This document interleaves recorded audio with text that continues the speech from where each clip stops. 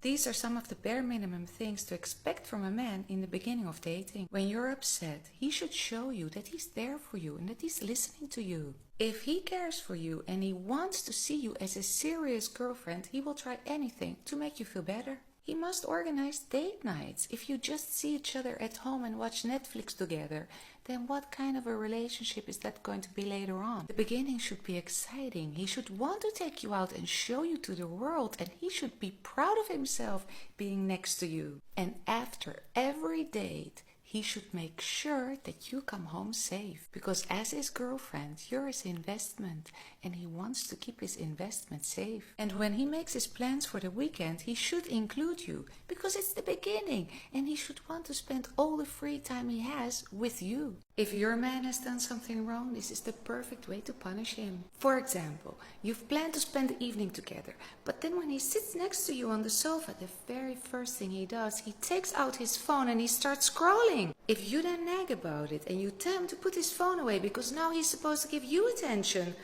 what he hears is blah blah blah. But the real message he's getting is that you're still sitting next to him. You should know better by now that men don't listen to words, but they do remember actions. So what you should actually do is to get up from the sofa and remove yourself from that room. Go for a walk if you want to and come back in an hour. Because then he will be wondering, what happened to her? Where did she go? We were supposed to spend the evening together and now the roles are turned. Or if he went out with friends and you were texting him but he never replied to your texts, neither did he call you as soon as he got home, which he said that he would, then you, instead of complaining to him about it, which just makes you look weak, do the same to him. The next time you go out with your girlfriends, you ignore him completely. Because with a man, you should always give him as much as he gives you. And today it was his turn to do the dishes, but by the time you go to bed, you still see them in the sink. Every man knows when he does something wrong. And when you nag about it, he can handle that, because it's always the same talk anyway. But a woman's silence, that scares a man, because it doesn't just show that she's in full control of her emotions.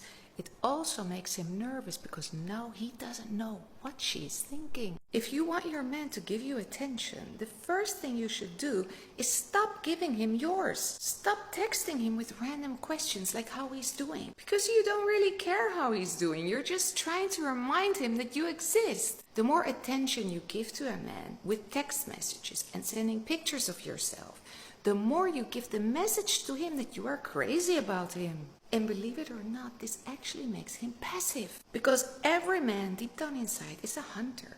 And he doesn't like the feeling of safety with a woman. You like to feel safe. A man likes the adventure. He likes the mystery. He likes not knowing what a woman is up to. It's the not knowing of her whereabouts, of what she's doing, that will actually intrigue him and make him proactive to go after her. But if you text him in the morning with, hey, have a beautiful day, and in the evening with, hey, how was your day?